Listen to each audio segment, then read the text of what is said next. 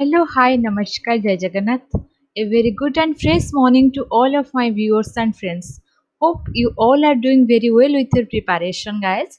And today we are coming with a new MCQ series for all the posts like Vice Principal, Principal, TGT, PGT, all posts of EMRS and other TET exam and other state TET exam. So, guys, today we are going to discuss about the teaching aptitude and pedagogy questions with its detailed analysis, book list, strategy and preparation format. So guys, let's stay tuned till the end. We will discuss in both languages, Hindi and English. So guys, have cooperation with me so I can complete this course.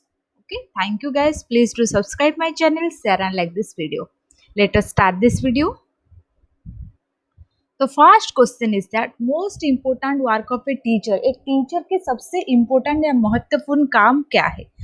सबसे important जो चार ही option यहाँ पर है वो महत्वपूर्ण है, लेकिन सबसे important most important one is what.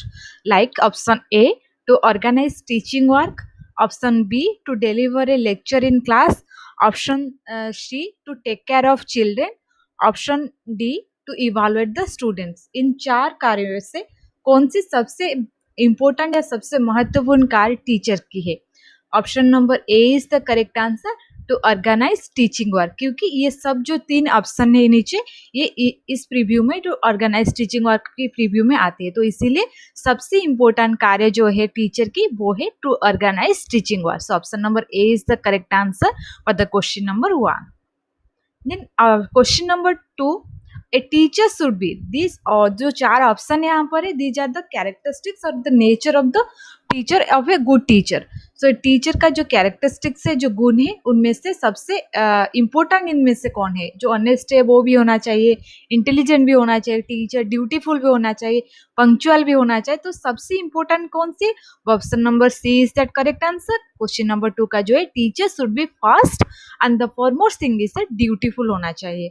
Okay, then question number 3, environmental education should be taught in school because. हम एनवायरमेंटल एजुकेशन जो परिवेश विज्ञान हम क्यों पढ़ाएं स्कूल में, जो शिक्षण है हमारे परिवेश सहित।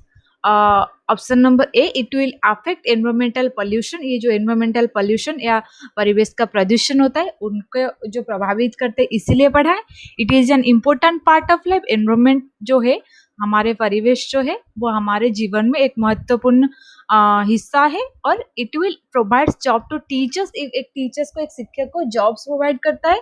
और option number D, we can't escape from an environment. हम एनवायरमेंट से नहीं छुप सकते। Option number A, option number B, option number C and D, कौन इन चार ऑप्शन में कौन ऑप्शन सही है जो कि environmental education should be taught in school. Option number B is the correct answer. It is an important part of life. हमारे जीवन के महत्वपूर्ण हिस्सा है, इसीलिए हम एनवायरमेंटल एजुकेशन स्कूल में पढ़ाए।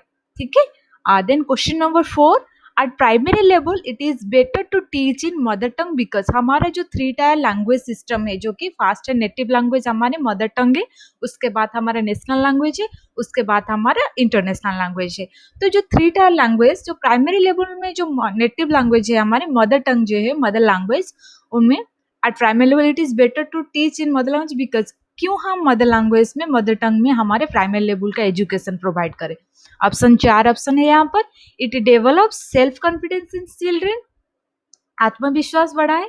इट मेक्स लर्निंग इजी, ये शिक्षण प्रक्रिया को सहज सरल बनाए। It is helpful in intellectual development, ये इंटेलेक्चुअल डेवलपमेंट या बौद्धिक विकास में सहाय है। और it helps children in learning in A natural atmosphere. जो हमारे मदर टंग है, it is completely associated with the natural atmosphere of A children. So option number D is the correct answer for the question number 1, जो कि हमारे primary level का जो teaching होता है उसमें हम मदर टंग में इसीलिए यूज करते हैं क्योंकि वो नेशनल और इंटरनेशनल लैंग्वेज इतनी यूज ना करे, मदर टंग में ज्यादा फोकस करे, इसीलिए कि it provides a children a natural atmosphere for teaching and learning. Okay, option number D is the correct answer. Then question number 5, women are a better teacher at the primary level because what। क्यों हम women को और महिला को एक primary level के लिए better teacher माने in comparison to men. This is not a danger gender disparity और जेंडर एट्रोसिटी। सो यहाँ पर जो बात है वो जेंडर के बात नहीं है, यहाँ पर है it is related to child's emotional attachment with the women और child emotional attachment of the person, जो कि वो अपने एक चिल्ड्रन को कैसे ट्रीट करता है मेन एंड वोमेन। ठीक है, मेन भी बहुत अच्छे से ट्रीट करते हैं, बहुत पेशेंटली ट्रीट करते हैं, लेकिन कंपैरिजन यदि हम कंपेयर करें, तुलना करें, तो कौन क्यों वोमेन को हम बेटर टीचर माने, कौन से वो गुण है? Option number A, they behave more patiently with children. Option number B, they are ready to work with a low salary. Option number C, higher qualification is not needed in this profession. और option number D, they have fewer chances in another profession. ये जो option number B, C and D, it is like a gender disparity और gender stereotyping का जो answer होता है वो type का है, जो कि एक मेन जितने भी, जैसे कि हमारे है equal ways for equal labour, जो कि हमारे लॉ है, जितना ही काम मेन करते हैं उतना ही काम अगर वोमेन भी करते हैं उनको इक्वल पेमेंट दिया जाए। इसीलिए हमारे ऑप्शन में B is not the correct answer. Higher education is not needed in this profession is like men are likely highly educated and women are likely low educated. So this is also not a correct answer. Option number D क्या है? They have fewer chances in another person. It is not correct because now women empowerment shows the identification of women, like everywhere women are there. So it is not the correct. So option number A is the correct answer. They have behaved more patiently with children. While you are choosing one option, अगर आप एक option choose कर रहे हो, आपको लगता है कि ये ऑप्शन ये क्वेश्चन के लिए सही है, तो you have to analyze logically why this option is more correct in comparison to other threes. Okay, आपको यहाँ पर एनालाइज करना है कि क्यों मैं ये ऑप्शन चूज करूं, क्यों अदर्स नहीं है। ठीक है, अगर आपको ये एनालिसिस मिल जाएगी तो ये ऑप्शन सही क्यों है आपको पता चल जाएगा। They have more patiently with children in comparison to male. ठीक है, बच्चे बहुत बार बहुत बात को रिपीट करता है। So a woman is more patiently listening to a children. तो so option number A is the correct answer. Here we are not gender stereotyping any men and women, we are not segregating male and female, we are just saying in a point of view of a children's psychology.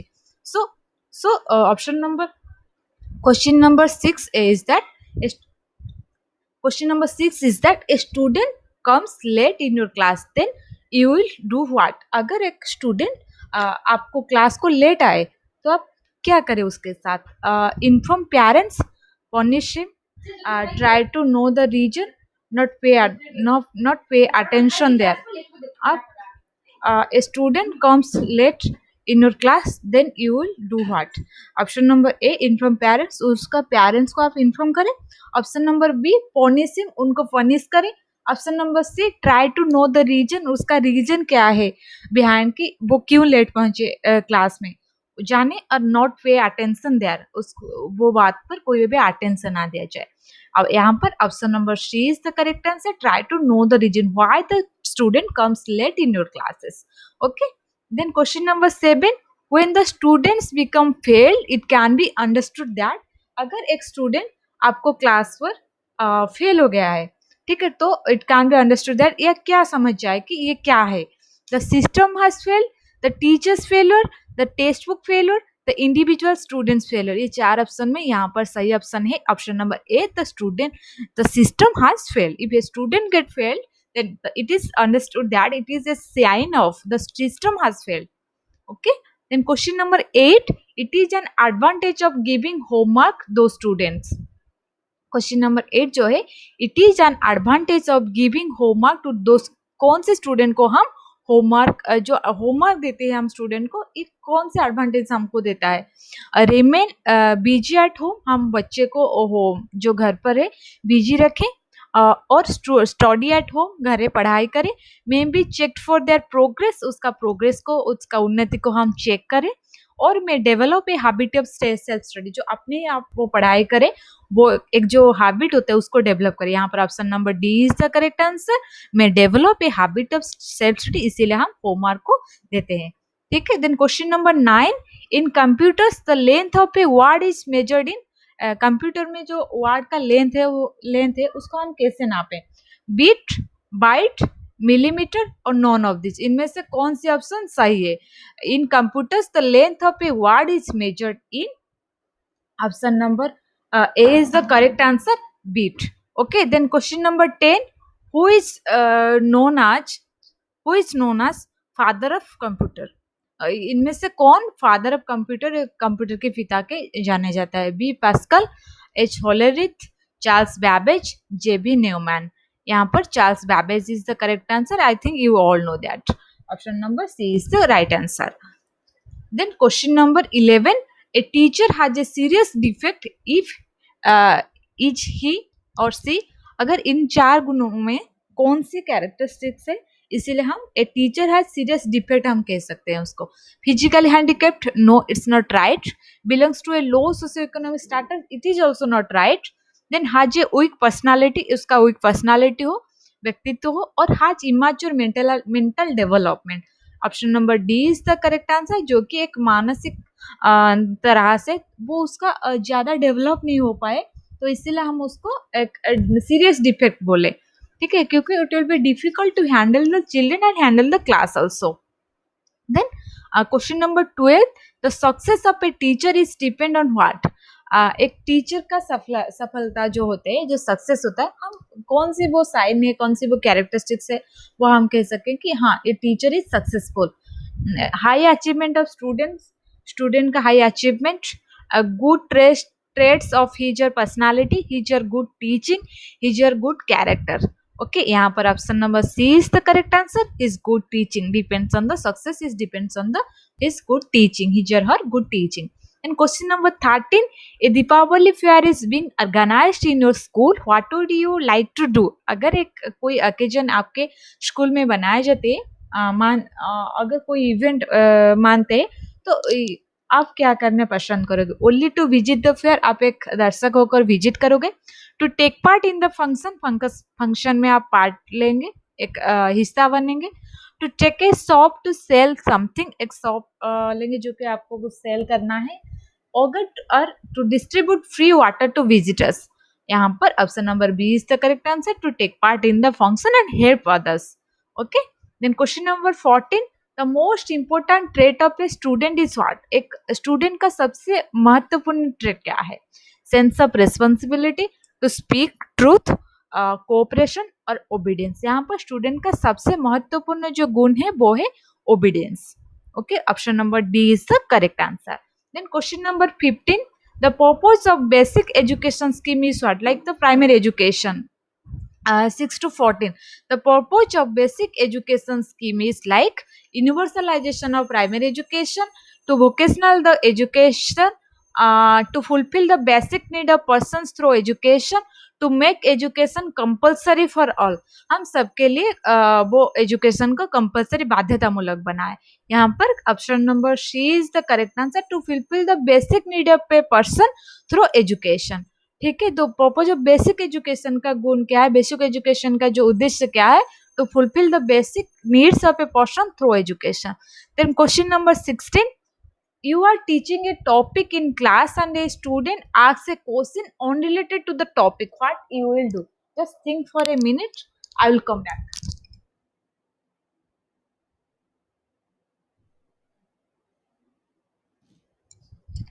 अगर कोई student आपको आपका topic के बगैर, for example आप कोई literature का subject पढ़ा रहे हो, वो आपको कोई सोशल इश्यूज के बारे में पूछ रहे हैं या कोई भी इररिलेवेंट क्वेश्चन पूछ रहे हैं, तो what you will do for that?